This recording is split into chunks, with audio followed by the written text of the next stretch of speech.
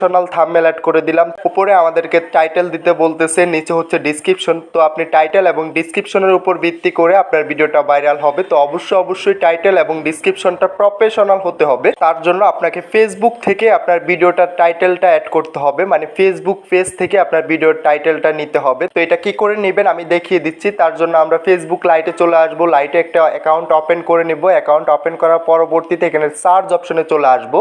তো এখানে সার্চ অপশনে চলে আসার পরবর্তীতে আপনার করণীয় হচ্ছে আপনার ভিডিওর কোয়ালিটি অনুযায়ী আপনি কোন ধরনের ভিডিও আপলোড করতেছেন এটা এখান থেকে সার্চ করে দিতে হবে। তো আমি এখান থেকে এটা সার্চ করে দিতেছি। আমার ভিডিওটা যেহেতু ইউটিউব ভিডিও ভাইরাল নিয়ে, তো আমি এখান থেকে লিখে দিব ইউটিউব ভিডিও ভাইরাল লেখার পরবর্তীতে নিচে আমরা অসংখ্য অপশন পেয়ে যাব। তো এখান থেকে র্যাঙ্কিংয়ে যেটা থাকবে, উপরে যেটা থাকবে এটা সিলেক্ট করে দিব। সিলেক্ট করার পরবর্তীতে এটা আমাদেরকে কপি করে নিতে হবে। আমি এখান থেকে এটা কপি করে নিতেছি। তো অবশ্যই আপনি যেহেতু ফেসবুকে ভিডিও আপলোড করবেন, তার জন্য ফেসবুক থেকে এটা সার্চ করে আপনার ডিসক্রিপশন